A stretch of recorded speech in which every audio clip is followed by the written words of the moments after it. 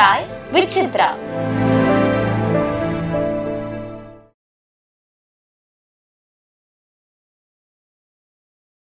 உங்களுக்கு பேர் வச்ச பாரதி ராஜாவுடைய இயக்கத்துல தமிழ்ச்செல்வன் பண்ணேன். தமிழ் செல்வன் செம்ம காமெடி. விஜயகாந்த் சார் நானு. அவருக்கு வந்து அந்த பலார்னு ஒன்று அடிச்சு சொல்றது பழக்கம் இல்லை, தலையில டுங்குன்னு. என்ன அடிக்க முடியாதுல்ல, அப்போதைக்கு நான் சீனியர் மோஸ்ட் ஆயிட்டேன். அதான் சொல்லுவாங்க, ஐயோ ஃபர்ஸ்ட் படத்துல கிடைச்சா நல்லா கொடுத்துருப்பாருவாங்க. சரி அப்புறம் நெக்ஸ்ட் ஜென்மத்துல பார்க்கலாம்னு சொல்லுவார். அப்போதைக்கு நல்ல ஃப்ரெண்ட் ஆயிட்டார். செல்வா கூட நிறைய வாட்டி மீட் பண்ணிருக்கல. அவர் யூத்தா தான் இருப்பார்ல, வெளியே பேசுறது இல்லை. அது மாதிரி நிறைய பழக்கம் இருக்கிறதுனால எனக்கு அங்கேயும் அந்த பயம் தெரியல. விஜயகாந்த் சார் பக்கத்து வீடு தானே, அதனால அவரும் ஜாலியா இருப்பாரு. ஆனா கிண்டல் பண்ணுவார், கோல்டி கோல்டின்னு கூப்பிடுவார் தெலுங்குனால என்ன. ஸோ அந்த மாதிரி ஜாலியா ஷூட்டிங் பண்ணிட்டோம். சார் தான் சொல்லுவார், நான் முதல்ல உன்னை பார்க்கும்போது அந்த கால் மேலே கால் உட்காந்து, தெலுங்கு ஆளில் கால் மேலே கால் போட்டு உட்காருவாங்களா ஃபங்க்ஷனில், நம்ம இப்படி ஸ்டைலாக. அது பார்த்து ரொம்ப திமிரு, இந்த திமிரை அடக்கணும்னு நினச்சேன். ஆனால் உங்க கூட பேசினாதான் தெரியுது நீ குழந்தை மாதிரி, நான் நினச்ச தப்புன்னு சொல்லிட்டு சொன்னார். Okay sir, thank you. நிறைய பேர் அப்படி தான் நினைக்கிறார் சார். நான் தெரியலன்னா திமிருன்னு நினைப்பாங்க, இல்லை வாயின்னு நினைப்பாங்க. ஆனால் எங்க கூட இருக்கும்போது நான் ஃப்ரெண்ட்லியாக இருப்பேன் எல்லாரும் கூட. ஒன்லி பொலிட்டிக்கலாக இல்லை ஏதாவது சுச்சுவேஷன் வரும்போது அந்த நேரத்துக்கு தான், அது மைண்டில் கூட இருக்காது எனக்கு. அதை அப்படியே வச்சுக்கிட்டு வெஞ்சன்ஸ் எடுக்குது அதெல்லாம் எனக்கு தெரியாது. நான் வந்து நார்மலாக தான் என்னோட லைஃப்னா அதான் புரியுது. இப்போ பேசும்போது எனக்கு தெரியுது நான் வந்து அப்படி நினச்சேன்னு சொல்லி ஷூட்டிங்கில் சொன்னார். பட் உங்கள் லைஃப்பில் பாரதி ராஜாவுடைய பங்கு மிகப்பெரிய. ஆமாம். ஏன்னா உங்கள் கல்யாணத்துக்கு ஒரு அவர் முடிவு எடுத்து கல்யாணம் முடிச்சு, நீங்கள் இப்படியே விட்டால் லைஃப் லாங் லவ் பண்ணிகிட்டே இருப்பாங்க, நீங்கள் கல்யாணமே பண்ண மாட்டீங்கன்னு என்னோட 100 ஃபிலிம்ஸ் ஃபங்க்ஷன் பண்ணார் செல்வமணி சார் என்னோட பர்த்டே கிஃப்டாக. ஏன்னா அவருக்கு வந்து லவ் பண்ணும்போது என் பர்த்டே வந்ததுன்னா ஒரு 3 days முன்னாடிலேருந்து பெரிய பெரிய ஹோர்டிங்ஸில் ஹாப்பி பர்த்டே போட்டு ஒரு ரோஸ் போடுவார். அன்றைக்கி நைட்டு தான் என்னோடய ஃபோட்டோ போடுவார். ஸோ அது எல்லாருக்கும் தெரியும். அதே மாதிரி 100 ஃபிலிம்ஸ் முடிஞ்ச ஒரு பெரிய ஃபங்க்ஷன் ஃபிலிம் சிட்டியில் வச்சுருக்காங்க. அன்றைக்கி தான் பாரதிராஜ் சார், உங்களை விட்டுட்டா நீங்கள் எப்போ கல்யாணம் பண்ணுவீங்களே எனக்கு புரிய மாட்டேங்குதுன்னு சொல்லி 2 பேர் கையில் மஞ்சள் துணியை வந்து கட்டி போட்டுட்டு கல்யாணம் முடிச்சிட்டாரு. ஸோ அதுக்கப்புறம் நாங்கள் கல்யாணம் பண்ணிக்கிட்டோம். ஆனால் அவர் எப்போவுமே ரொம்ப இஷ்டம் செல்வான்னா நான் தான். ஆமாம். ஸோ செல்வா நல்லா இருக்கணும், நான் நல்லா இருக்கணும்னு சொல்லிட்டு அவங்க ஏதோ அந்த நடுவில் சொன்னேன்ல, இந்த பேப்பரில் இந்த இதில் வர காசிப்ஸ்னால ஃபேமிலி டிஸ்டர்ப் ஆகாமல் அவர் தான் பார்த்துக்கிட்டார்.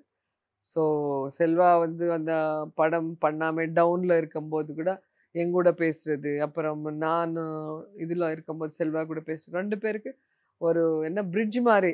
அவர் வந்து ஒரு பெரிய வீட்டில் ஒரு அப்பா மாதிரி, ஒரு பெரியவர் மாதிரி எங்களுக்கு வந்து அவரும் வி சேகர் சார் நீங்கள் எல்லாருமே எப்போவுமே எங்களுக்கு சப்போர்ட்டாக இருந்தீங்க. ஸோ உங்கள் எல்லாருக்குமே நன்றி. ஒரு நல்ல வாழ்க்கை எனக்கு செல்வாக்கு கொடுத்ததுக்கு ரொம்ப தேங்க்ஸ். சிவாஜி எப்படி உங்களை நடத்துவார்? சிவாஜி சார் அவர் படத்தில் பார்த்தா ரொம்ப கம்பீரமாக இருப்பார். ஆனால் வெளியே குழந்த மாதிரி பயங்கர ஜோக் பண்ணுவார். அப்புறம் நல்ல சாப்பாடு. பிரபு சார் கூட சிவாஜி சார் கூட ஷூட்டிங்னா சாப்பாடுக்கு பஞ்சமே இல்லை, அப்படி இருந்தது. அந்த படம் வந்து கரகாட்டக்காரன் கெட்டப். நாங்கள் எல்லாம் கண்டிப்பாக அந்த படத்தில் ஏன் நடிக்கணும்னு நான் விரும்பினேன்னா, ஏன்னா அப்போ டேட் இல்லை, ஃபுல் டைட்டு என் டேட்டே இல்லை. ஆனால் சிவாஜி சார் கூட நான் நடிக்கணும். அவரோட லைஃப் ஒரு புக் இருக்கும் இல்லையா, அதில் நம்ம எங்கேயோ ஒரு டாட்டாக இருக்கணும்னு சொல்லிட்டு தான் நான் ஒரு கேப் ஒரு 2 hours 3 hours அந்த மாதிரி தான் அந்த படம் பண்ணேன். நான் ஸ்டார்டிங்கில் கஸ்தூரிராஜா சாருக்கு ரிக்வெஸ்ட் பண்ணேன், என்ன கேட்கும்போது சார் டேட் இல்லை, ஆனால் நான் எப்படியாவது அட்ஜஸ்ட் பண்ணி நான் அந்த 2 hours 3 hours முடிச்சிடுறேன். அப்புறமா சாங்ஸ் அது நான் வந்து பேக்கில் கொடுக்குறேன்னா அவங்களும் ஓகே சொன்னாங்க. ஸோ அதனால தான் பண்ண முடிஞ்சுது. அவங்க சப்போர்ட் பண்ணலன்னா நான் பண்ணியிருக்க முடியாது. சிவாஜி சாரோட அந்த புக்கில் இருக்கணும் லைஃப் ஹிஸ்ட்ரியில் நினச்சிட்டு அது பண்ணேன். அவர் சொல்லுவார், நான் வீட்டில் சாங்ஸ் பார்ப்பாங்கல்ல சாங் டைமில், உன் டான்ஸ் ரொம்ப பிடிக்கும் டி, நீ சூப்பராக ஆடுவே டி அப்படின்னு சொல்லுவார். அவர் என்கிட்ட ஜாலியாக பேசுவார். ஸோ ராதிகாக்கா அதில் எங்கூட நடிச்சிருக்காங்க. ராதிகாக்கானா எனக்கு ரொம்ப பிடிக்கும். ஏன்னா ஒரு பெண்ணு போல்டாக எப்படி இருக்கணும், லைஃப்பில் சொசைட்டின்னு எப்படி ஃபேஸ் பண்ணணும், ஒரு மேல் மாதிரி அவங்க ஃபேமிலியை எப்படி லீட் பண்ணும். ஏன்னா நார்மலாக ஜென்ட்ஸ் தானே லீட் பண்ணுவாங்க. அக்கான்னு பார்த்து தான் நான் ரொம்ப இன்ஸ்பயர் ஆயிருக்கேன். ராதிகா அக்கான்னு பார்த்து ரொம்ப இன்ஸ்பயர் ஆகிட்டு நானும் ஒரு ஸ்ட்ராங் லேடியா வளர்ந்துட்டே வரேன். அண்ட் சீதா அக்கா வந்து அப்போ ரொம்ப க்ளோஸ் எனக்கு. ராதிகா அக்கா, சீதா அக்கா. சீதா அக்கா டோட்டல் கான்ட்ராஸ்ட். எப்படி ஃபேமிலியில வந்து எல்லாரையும் கோஆர்டினேட் பண்ணிக்கணும், எப்படி வந்து ஹவுஸ் ஒய்ஃபு, அந்த டாட்டரு, எப்படி அந்த கேரக்டர்ல அக்கா பார்த்து கத்துக்கினேன். ராதிகா அக்கா கிட்ட வந்து ஒரு டாமினேட்டிவ், எப்படி ஒரு ஏன் ஆம்பளை மட்டுமா, நானே என் ஃபேமிலி லீட் பண்ணணும், நானே பெரிய பையன் மாதிரி பண்ணணும்னு ஆமா. என் ஃபேமிலியை நான் தான் பார்த்துக்கிட்டு வந்தேன். எல்லாரோட சின்னவன் நான், எங்க 2 அண்ணன் நான். ஆனா நான் தான் அப்படி செல்வா வீட்டில் இங்கே நான் தான் அந்த ஃபர்ஸ்ட் பிளேஸ்ல இருந்து பார்த்துக்கணும்னு ஒரு இது மைண்ட்ல வச்சிருக்கேன். அதே மாதிரி இப்போதைக்கு போயிட்டு இருக்கு. தமிழ், தெலுங்கு, கன்னடம் எல்லா லாங்குவேஜும் நிறைய படம் ம். நடிச்சிருக்கீங்க. மலையாளத்தில் மட்டும் அந்த அளவு படங்கள் இல்லை. மலையாளம்ல 2 படம் பண்ணேன் நான். சுரேஷ் கோபி கூட பண்ணேன். அது full and full Malayalam language நான் பேசினேன். இன்னொன்று மலையாள மாமனுக்கு வணக்கம். ம். ஜெயராம் சார், ஜெயராம் பிரபு நடிச்சது. சார். அதில் எங்களுக்கு நிறைய தமிழ் டயலாக் தான் வரும். ம். எனக்கு அங்கே என்ன பிரச்சனை வந்ததுன்னா, அங்கே எல்லாம் ப்ராம்ப்டிங் பண்ணுவாங்க. ஆமா. எல்லா ஆர்டிஸ்ட்டும் ப்ராம்ப்டிங். ஆமா. அவங்க ப்ராம்ப்ட் பண்ணி அப்புறம் ஹீரோ மற்ற கேரக்டர் வந்து டயலாக் சொல்லுவாங்க. ஸோ அவன் ப்ராம்ப்ட் பண்ணும்போது நான் ரியாக்ட் பண்ணிடுறேன். எனக்கு அது ரொம்ப ஓ! கன்ஃபியூஷனாக இருந்தது. ப்ராம்ப்டருக்கு நான் ரியாக்ட் ஆகுறேன். கரெக்ட். ஆனால் அவன் சொல்கிற ஃபாஸ்ட்டுக்கு இவங்க சொல்ல மாட்டாங்க. இவங்க டைம் எடுத்து அந்த கேப் எடுத்து டயலாக் எல்லாம் மெல்லமாக சொல்லுவாங்க. அது சிங்க் ஆகலை எனக்கு. ஓ! ஓ! சரி, நம்ம வந்து ஃபெயில்யூர் ஆகக்கூடாது இல்லை, ஒரு ஆர்டிஸ்டாக கரெக்ட். அந்த பெரிய ரேஞ்சில் இருந்து அது சொல்லிட்டு அதுக்கப்புறம் நான் பண்ணலாம். அப்புறம் புத்திசாலி. மம்முட்டி சார் படம் தெலுங்குல நிறைய பண்ணியிருக்கு, தமிழில் மக்களாட்சி பண்ணியிருக்கு. ஆமா. அது மாதிரி தமிழ் தெலுங்கு மம்முட்டி சார் கூட பண்ணியிருக்கு. ம். மலையாளம் வந்து எனக்கு இதுதான் பிரச்சனை. பார்க்குறதுக்கு நல்ல படம், நல்ல இது இருக்குன்னு நடிக்க போனேன். ஆனால் எனக்கு வந்து அந்த ப்ராம்ப்டிங்னால நான் ப்ராம்ப்ட் பண்ண முடியாது. யாராவது ப்ராம்ப்ட் பண்ண நான் சொல்ல முடியாது. நானே சொல்லிடுவேன் டயலாக். ஸோ அது கொஞ்சம் கன்ஃபியூஷன் கிளாஷ் ஆகுதுன்னு கரெக்ட். சொல்லி நல்ல முடிவு. அதோட நான் பண்ணல. மம்முட்டி சாதாரணமா கதாநாயகர்களோட அவ்வளவு நெருக்கமா பழக மாட்டாரு. அவரு ரிசர்வ்டாக இருப்பார். அவர் ஒரு சைடில் இருப்பார். ஒன்லி டயலாக் சொல்லும்போது ஷார்ட்டில் தான் உட்காந்து பேச முடியும். அந்த அளவுக்கு என்ன சொல்லுவாங்க, ஃப்ரெண்ட்லியாக ஆக்டிவாக அப்படி இருக்க மாட்டாங்க. ரொம்ப டிக்னிஃபைடாக இருப்பாங்க. ஃபர்ஸ்ட்லேருந்து கூட அப்படி தான் சைலண்ட்டாக. தெலுங்குக்கும் கன்னடத்துக்கும் என்ன டிஃபரன்ஸ் ஃபீல் பண்ணீங்க? தெலுங்கு வந்து அது சினிமானாவே ரியல் சினிமா பார்க்கலாம். அந்த பெந்தா, அந்த என்ன சொல்லுவாங்க, அந்த ஒரு ட்ரீம் இருக்கும் இல்லையா, சினிமா ஃபீல்ட்னா இப்படி இருக்கும்னு சொல்லி. அது தெலுங்குல தான் நம்ம பார்க்க முடியும். தமிழ், கன்னடா, மலையாளத்தில் எல்லாம் அது ஒரு ப்ரொஃபஷனாக பார்ப்பாங்க.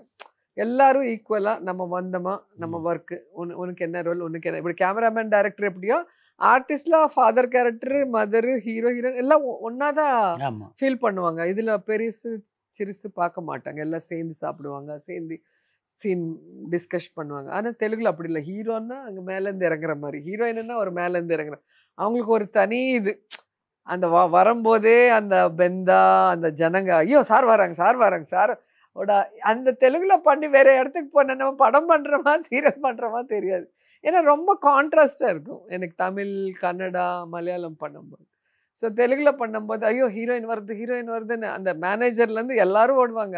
இறங்குனதுலேருந்து ரூமுக்கு போகிற வரைக்கும். அப்புறம் என்ன வேணும் மேடம், ஜூஸ் வேணுமா மேடம், அந்த ஹோட்டலில் இருந்து சாப்பாடு வேணுமா, இங்கேருந்து வேணுமா, அது வேணுமா, எல்லாம் வந்துட்டே இருக்கும். அந்த ஒரு சினிமா, அந்த கிரேஸு, அந்த ஓவர் ஆக்ஷன் கூட சொல்லலாம். எல்லாமே அந்த கலர்ஃபுல் இது எல்லாமே நம்ம ஹிந்தி எப்படி இருக்கும் எனக்கு தெரியாது, நான் நடிக்கலாம். தெலுங்குல அந்த இது பார்த்துருக்கு நான், அந்த டிஃப்ரென்ஸ். அண்ட் ரெமுனரேஷன் கூட நல்ல ரெமுனரேஷன். நமக்கு மற்ற ஸ்டேட்லோட ஹிந்தி விட்டுட்டு மற்ற இடத்தோட நமக்கு வந்து ஏபியில் தெலுங்கு படத்துக்கு வந்து நல்ல ரெமுனரேஷன் கூட கொடுப்பாங்க. அண்ட் கிரேஸ் கூட அப்படி தான் இருக்கும். ஜனங்க வந்து பைத்தியமாக பார்ப்பாங்க ஆர்டிஸ்ட்னா, அந்த வரவேற்பு. இப்போ கூட நாங்கள் ஒரு டிஸ்ட்ரிக்ட் போனாலும் ஒரு ஊருக்கு போனாலும் அந்த கிரேஸ் வச்சு தான் பொலிட்டிக்கலாக நான் சர்வைவ் ஆக முடியுது. ஏன்னா இப்போ அந்த கிரேஸ் இருந்தால் தான் அவங்க நமக்கு மதிப்பு கொடுப்பாங்க இல்லையா. ஸோ அதனால நான் அப்பப்போ படம் பண்ணுறது, அப்பப்போ விடாமல் இந்த டிவி ஷோஸில் ஜட்ஜாக பண்ணுறது, அதுக்கு தான் அப்பப்போ பண்ணி ஒரு ஹிட் ஆயிடுச்சுன்னா அது ஒரு மறுபடி நம்ம பொண்ணு டெய்லி பார்க்குற மாதிரி, நம்ம வீட்டில் பொண்ணு மாதிரி அவங்க ஃபீல் பண்ணுவாங்க. அவ்வளோ பேம்பர் பண்ணதுக்கப்புறம் சாதாரண பெண்ணாக இருக்கிறது கொஞ்சம் கடினமாக இருக்காதா? எனக்கு வந்து இப்போ எங்கே போனாலும் அதே ட்ரீட்மெண்ட் இருக்கும். ஏன்னா பொலிட்டிக்கலாக ஜென்ஸ் எல்லாம் பொலிட்டிக்கலாக கனெக்ட் ஆவாங்க. லேடிஸு, பெரியவங்க, சில்ட்ரன் எல்லாமே சினிமா அந்த டிவினால கனெக்ட் ஆகுறாங்க. ஸோ எனக்கு வந்து பை காட் கிரேஸ் வந்து அந்த கிரேஸ் கண்டினியூட்டியாக இருக்குது. அது ஒவ்வொரு வாட்டி சந்தோஷமாக இருக்கும், ஒவ்வொரு வாட்டி டென்ஷனும். ஏன்னா ஃபோட்டோ ஃபோட்டோ ஃபோட்டோ ஃபோட்டோ நம்ம மூடு இல்லை இப்போ எனக்கு யாராவது நல்லா இப்போ நீங்கள் தெரிஞ்சவங்க வந்தீங்க உங்க கூட நான் ஜாலியாக பேசிட்டே இருந்தேன் இங்கே வந்து மேடம் ஃபோட்டோ பேசுறேன்டா வரேன்டா எங்கே போகல உட்காந்துட்டு தானே இருக்கு நான் எங்கே நடந்துட்டு Correct. இருந்தா போயிடுவாங்கன்னு பயப்படும் உட்காந்துட்டு இருக்கு நான் எந்திரிக்கும் போது கேட்கலாம் இல்லை அப்படி கோவம் வரும் ஆனால் கண்ட்ரோல் பண்ணி சொல்ல வேண்டியது அந்த கிரேஸ் கூட ஒவ்வொரு வாட்டி கஷ்டமா இருக்கு பெரும்பாலான நடிகைகளுக்கு நாம வந்து ஒரு விருதுகள், தேசிய விருது வாங்கணும் ஆமா அப்படின்லாம் ஒரு ஆசை ஆமா இருக்கு. ஆமா உங்களுக்கு அது மாதிரி ஆசை உண்டா? இருக்கு முயற்சி பண்ணிருக்கீங்களா? நேஷனல் அவார்ட் வாங்கணும்னு இருக்கு ஸோ அந்த மாதிரி ஏதாவது கேரக்டர் வந்தா நடிப்பேன் அதுக்கு தான் பார்த்துட்டு இருக்கேன் இப்போ கூட இருக்கு வாய்ப்பு எப்போ வேணாலும் அந்த சினிமாவில் வந்து அந்த ஏஜ் இல்லை அது correct. ஹீரோயினே பண்ணணும்னு அது கிடையாதுல்ல correct. நேஷனல் அவார்டுக்கு ஒரு நல்ல ஹீரோயின் ஓரியன்ட் வந்தாலும் ஓகே இல்லை அந்த மாதிரி கேரக்டர் வந்தால் கூட நடிக்கணும் உங்களுடைய திரைப்பயணத்துல ஒரு பக்கம் கவர்ச்சிகரமான கதாநாயகா ஆமா ஆமா நடிச்சிருக்கீங்க. இன்னொரு பக்கம் குடும்ப பெண்ணா பல படங்கள்ல விசேகர் ஆமா படங்கள் ஆமா ஆமா நடிச்சிருக்கீங்க. பல படங்கள்ல பக்தி வேடங்கள் நடிச்சிருக்கீங்க. ஆமா எது ரொம்ப ரோஜாவுக்கு பிடிச்சது? நான் வந்து அந்த சினிமாவில் கேரக்டர் வந்து கேரக்டராக தான் பார்த்துருக்கு நான் எப்போவுமே என்னோட விருப்பம் அதில் காட்டலாம் நீங்கள் பார்த்துருப்பீங்க எனக்கு வந்து சாரீஸ் நல்லா சூட் ஆகும் ஸோ நான் saree கட்டினா நல்லா இருக்கும் சொல்லி நிறைய லேடிஸ் எனக்கு ஃபேன்ஸாக இருக்குது ஆனால் எனக்கு கம்ஃபர்ட் வந்து சுடிதார் ஃப்ளைட்ஸ்க்கு போகிறது ட்ராவல் பண்ணுறதுக்கு சுடிதார்ஸ் ஃபங்க்ஷன்னா இல்லை எங்கேயாவது போனோன்னா சொன்னேன் இல்லை செல்வா கூட ஃபஸ்ட்டு நான் வந்து ஆடிஷனுக்கே saree கட்டிட்டு வந்தேன்னா நீங்கள் இது பண்ணிக்கணும் ஸோ ட்ரெடிஷ்னல் இது என்னோட ஃபேஸ்க்கு சூட் ஆகும் சினிமாவில் வந்து சினிமாக்காக மாடர்னாக பண்ணியிருக்கேன் நான் ஏன்னா என் வீட்டில் எங்கள் தாத்தா மிலிட்ரி ரிட்டையர்டு அவருக்கு வந்து மாடர்னாக போட்டால் பிடிக்காது ஹேர் கட் பண்ணால் பிடிக்காது ஆனால் என்னோட லைஃப் டோட்டலாக அவருக்கு பிடிக்காத மாதிரி ஃபஸ்ட்டு படத்தில் ஃபஸ்ட்டு ஷூட்டிங் போகிறதுக்கு முன்னாடி பார்லர் கூட்டிகிட்டு போய் ஐப்ரோஸ் பண்ணி ஹேர் கட் பண்ணிட்டாங்க செம்ம திட்டு எனக்கு எங்கள் தாத்தா பிளட்டு வர மாதிரி திட்டினார் எனக்கு சரி என்ன பண்ணுறது என்ன நடக்கணும் மாடர்னாக முதல்லேருந்து நான் எப்போவுமே போட்டதில்லை காலேஜில் கூட சுடிதார் ஜீன்ஸு ஷர்ட்டு கூட பெரிய ஷர்ட் லென்த்தாக தான் போட்டது ஃபஸ்ட்டு நம்ம செம்பரத்தில் கிளாமராக பண்ணது ஸோ அது பண்ணும்போது கொஞ்சம் கூச்சமாக இருந்தது பழக்கம் இல்லாதனால செல்வா ஒன்னே சொன்னார் நீ சினிமாவில் இருந்தால் அந்த கேரக்டருக்கு என்ன தேவையோ அது பண்ணுற மாதிரி இருந்தால் இல்லைன்னா நின்றுடு நம்ம வந்து சினிமாவுக்கு வந்து இப்படி இருக்க மாட்டேன் அப்படி இருக்க மாட்டேன்னா அது கரெக்ட் இல்லைன்னு சொன்னார் சரி அது மைண்டில் அப்படியே இருந்தது அப்படியே சினிமான்னா அது தனி இது அதுக்கு நம்ம பர்சனல் லைஃப்க்கு நம்ம இது பண்ணக்கூடாதுன்னு சொல்லி அன்னைக்கு டிசைட் பண்ணிட்டேன் நான் சினிமாவில் ஒரு பெண்ணுடைய வளர்ச்சி அப்படின்றது அவ்வளோ சாதாரணமானது இல்லை. மிகப்பெரிய போராட்டங்கள்லாம் சந்திச்சு தான் அந்த வெற்றி அடைய வேண்டியது. ஆமாம் ஆமாம் அப்போல்லாம் எப்படி இருக்கும் ரோஜாவுடைய மனநிலை? எல்லா விதத்தில் காட் பிளெஸிங் சொல்லி ஃபர்ஸ்ட்லேருந்து சொல்லிட்டு இருக்கு இது கூட அதே தான் ம். ஏன்னா நான் பண்ணதெல்லாம் பெரிய படம் ஸோ ஹீரோக்கு அந்த ப்ரொடியூசர் மேலே தான் மொத்த பாரம் இருக்கும் பாரம் ஃபுல்லாக அவங்க எடுத்தாங்க ஏதோ சின்ன ஹீரோ கூட பண்ணா இல்லை ஹீரோயின் ஓரியன்ட் பண்ணால் அந்த பாரம் என் மேலே இருக்கும் இங்கே வந்து ஒன்று என்னென்னா ஹிட் ஆயிடுச்சுன்னா ஹீரோயினுக்கு வந்து லக்கி ஹீரோயின் சொல்லி எல்லோரும் புக் பண்ணுவாங்க இல்லைன்னா நம்ம வந்து ஐரன் லெக் சொல்லுவோம் அது ஒரு பயம் தவிர வேறு எதுவுமே இல்லை மற்ற பப்ளிசிட்டிலேருந்து சினிமா ப்ரமோஷன்ஸ்லேருந்து ஹிட் பண்ணுற வரைக்கும் மொத்த இது அவங்களே எடுத்திருக்காங்க ப்ரொடியூசர்ஸு டைரக்டர்ஸு ஹீரோஸு ஸோ அந்த விதத்தில் நான் சேஃபு எனக்கு வந்து எந்த டென்ஷன் இல்லாமல் சக்ஸஸ்ஃபுல் ஹீரோயினாக நான் அந்த சக்ஸஸ் என்ஜாய் பண்ணியிருக்கேன் எந்த காலகட்டத்தில் அரசியல் அடி எடுத்து வைக்கணும்னு தோணுச்சு? எனக்கு ஆக்சுவலாக எப்போவுமே அரசியல் எனக்கு இன்ட்ரெஸ்ட் இல்லை ம். ஏன்னா எப்பவுமே நான் அந்த மாதிரி அரசியல் பற்றி யோசனை பண்ணல பேப்பர் படிக்கிறது இதெல்லாம் கூட எனக்கு பழக்கம் இல்லை எனக்கு ஃபர்ஸ்ட் படம் இன்ட்ரடியூஸ் பண்ணார்ல சிவபிரசாத் ம். அவர் ஃபர்ஸ்ட் டைம் கண்டெஸ்ட் பண்ணியிருக்காங்க இந்த சத்யவேலில் ஓ ஸோ அப்போ எங்கள் அப்பான்னு கேட்டார் நான் வந்து இந்த மாதிரி எம்எல்ஏவை கண்டெஸ்ட் பண்ணுறேன் நான் ஜெயிச்சா எனக்கு மினிஸ்ட்ரி கொடுக்குறான்னு சந்திரபாபு நாயுடு சொன்னார் அதனால பாப்பாவை கொஞ்சம் பிரச்சாரத்துக்கு ஒரு 3 நாள் அனுப்புங்கன்னு சொல்லி அவர் வீட்டுக்கு வந்து அவர் ஒய்ஃப் கேட்டாங்க கேட்கும்போது ஏன்னா அது பார்டர் தமிழ்நாடு ஆந்திரா பார்டர் ஆமா. நான் அப்போ டாப் ஹீரோயினாக இருக்குது ஸோ நான் வந்தால் அவர் ஜெயிப்பாருன்னு அவர் நம்பிக்கையில் நம்பிக்கை. கூப்பிட்டார் ம். அப்பா ரெக்வெஸ்ட் பண்ணார் அப்பா என்ன சொன்னாலும் நம்ம கண்மூடி ஓகே சொல்லிடுவோம் Correct. அப்பானா உயிர் ம். ஸோ அதே மாதிரி தான் பிரச்சாரத்துக்கு வந்தேன் வரும்போது அவங்க ஸ்கிரிப்ட் அவங்களே கொடுப்பாங்க இது பேசணும்னு சொல்லி அது அப்படியே டயலாக் மாதிரி சொல்லிட்டேன் ஸோ எனக்கு அப்போ எந்த எமோஷன் இல்லை ம். நம்ம டைரக்டரே ஜெயிக்கணும் ம். அவர் நம்ம வந்தால் ஜெயிச்சிடுவான்னு அவர் ஒரு நம்பிக்கையில் இருக்கிற அவருக்காக ஒர்க் பண்ண வந்துட்டோம் ஸோ நான் பேசுகிற அந்த பேச்சு என்னோட வாய்ஸ் பேஸ் வாய்ஸ் பாலிடிக்ஸ்க்கு சூட் ஆயிடுச்சு அண்ட் அவங்க எழுதி கொடுத்தது பயம் இல்லாமல் நான் வந்து போல்டாக பேசினதில் அவருக்கு ரீச் ஆயிடுச்சு சந்திரபாபு நாயுடுக்கு அன்றைக்கி மீட்டிங் முடித்த உடனே ரிப்போர்ட்ஸ் போகல ஆ, நல்லா பேசுகிறாங்க இவங்க என்ன உடனே அவர் ஸ்டேட் ஃபுல்லாக அவங்க பண்ண முடியுமா கொஞ்சம் கேட்டுட்டு சொல்லுன்னு சொன்னாங்க அருமை. அப்போதான் அவர் ஃபர்ஸ்ட் எலெக்ஷன் ஃபேஸ் பண்றாரு. அதுக்கு முன்னாடி என்டிஆர்ல இருந்து பார்ட்டி அவர் எடுத்துட்டு 5 வருஷம் இருந்துட்டார். ஸோ இதுதான் ஃபர்ஸ்ட் எலெக்ஷன் ஃபேஸ் பண்றாங்க. ஒரு சிஎம்ஏ நம்மளை வந்து ப்ரைஸ் பண்ணி எனக்காக நீங்க பண்ணுவீங்களான்னு சொல்லும்போது எப்படி இருக்கும் நீங்க சொல்லுங்க. ஸோ அந்த ஏஜுக்கு அந்த மனநிலைக்கு அது ஒரு பெரிய நமக்கு வந்து ஒரு பாராட்டு மாதிரி ஃபீல் பண்ணி ஓகே நான் பண்றேன்னு 28 days பண்ணேன். அப்போ அவர் ஜெயிச்சார். அவரு சிஎம் ஆனாரு, எங்க டைரக்டர் மினிஸ்டர் ஆனார். ஸோ அது ஒரு சக்சஸ்ஃபுல் என்னோட ஸ்டார்டிங். அப்புறம் நெக்ஸ்ட் எலெக்ஷன் 2004க்கு அவர் என்ன செல்வாவை கூட்டிட்டு வர சொன்னாரு. நானும் செல்வா போகும்போது இந்த மாதிரி விமன்ல நிறைய பேருக்கு இந்த வாட்டி சீட் கொடுக்கணும்னு நினைக்கிறேன். ரோஜாம்மா நல்லா பேசுவாங்க விமனுக்காக. நான் அப்போதைக்கு லிக்கர் மேல ஃபைட் பண்ணியிருக்கேன். தமிழ்நாடுல கூட அந்த போட்டோஸ் அப்படியே அந்த பேப்பர்ல வந்திருக்கேன். போராட்டம் நிறைய பண்ணியிருக்கேன். அந்த என்ன சொல்லுவாங்க பெல்ட் ஷாப் வில்லேஜில் எல்லாம் ஷாப் வச்சு ஜனங்களெல்லாம் வந்து ஹெல்த் ஸ்பாயில் பண்ணுற மாதிரி ஃபைனான்ஷியல் ஸ்டேட்டஸ் ஸ்பாயில் பண்ணுற மாதிரி இருந்தால் அப்போ நிறைய ஹெசிடேஷன்ஸ் பண்ணோம். அதுக்கப்புறம் இந்த சிறுசில்ல அங்கெல்லாம் வந்து அந்த வீவர்ஸ் வந்து நிறைய சூசைட்ஸ் இருக்குது. அது மேலே நிறைய இது பண்ணியிருக்கோம். அந்த மாதிரி நிறைய இஷ்யூ அந்த விமன் ரேப் பண்ணி இது பண்ணும்போது அது மேலே விமன் ப்ரொடெக்ஷன் மேலே பண்ணோம். ஸோ இவங்க வந்து இவ்வளோ போல்டாக இருக்காங்க. இந்த மாதிரி ஒரு லேடி தான் எங்களுக்கு எம்எல்ஏவாக கண்டெஸ்ட் பண்ணால் நல்லாயிருக்கும் ஸ்டேட்லன்னு சொல்லி செல்வாவை கேட்கும்போது அப்போ சரின்னு சொன்னது. ஃபர்ஸ்ட் இந்த நகிரில் தான் வந்து கண்டெஸ்ட் பண்ணோம். நாளைக்கு நாமினேஷன்னா அன்றைக்கி முன்னாள் நாள் தான் டிசைட் பண்ணோம். ஒரு 3 months முன்னாடி வந்திருந்தா கூட நான் ஜெயிச்சிருப்பேன். அப்போது இங்கே ஒரு அந்த லாஸ்ட் மினிட்னா அது வரைக்கும் இருக்கிற ஒரு கேண்டிடேட் இருப்பாங்கல்ல அவங்க நமக்கு ஒர்க் பண்ணாமே பிரச்சனை நடந்து அதில் ஒரு சின்ன மார்ஜினில் தான் நான் போயிருக்கேன். ஸோ மறுபடியும் இங்கே நான் ஃபஸ்ட் டைம் ஜெயித்தேன், மறுபடியும் செகண்ட் டைம் ஜெயிச்சு மினிஸ்டர் ஆனது கூட இங்கே தான்.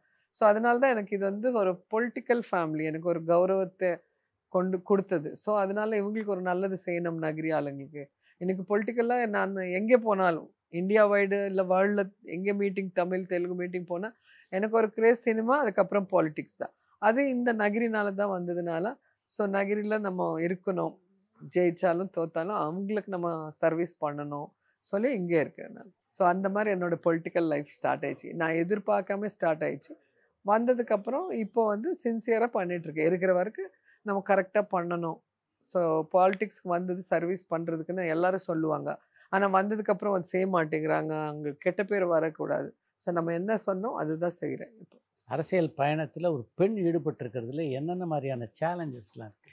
எல்லாத்துல விமன் டெவலப் ஆகிறது மேல் டாமினேட்டிவ் மேல் ஈகோ இருக்கிற இந்த சொசைட்டியில் ரொம்ப கஷ்டம். அது படித்த ஜாப் போடுறது, பாலிட்டிக்ஸ் போகிறது, சினிமாவில் எல்லா இடத்துல அது இருக்குது. ஸோ அது வந்து வீட்டில் அவங்க சப்போர்ட்டிவாக இருக்கணும். இப்போது நான் மட்டும் தைரியமாக இருந்தால் போதாது இல்லை, நிறைய இஷ்யூஸ் வரும்போது ஃபேமிலி கூட சப்போர்ட்டிவாக இருந்து நமக்கு வந்து ஒரு ஸ்ட்ரென்த் கொடுத்தா தான் நம்ம மென்டலி ஸ்ட்ரென்த்தாக ஃபைட் பண்ண முடியும்.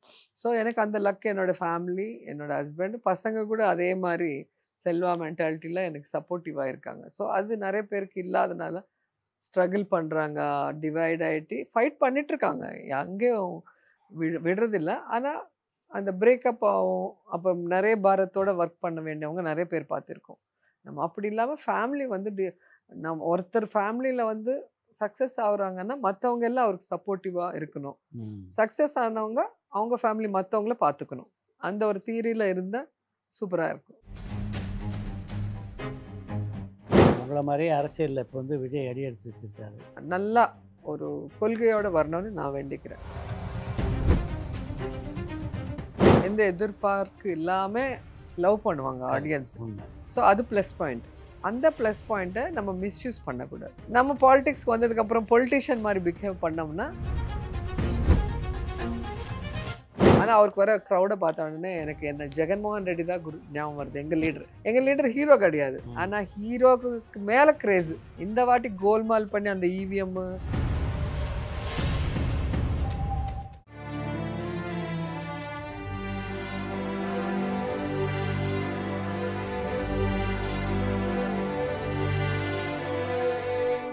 பரபரப்பான சினிமா செய்திகள், நட்சத்திரங்களின் பேட்டிகள், சினிமா வரலாறு ஆகியவற்றை பார்க்கவும் படிக்கவும் உங்களுக்கான இணையதளம் touringtalkies.co.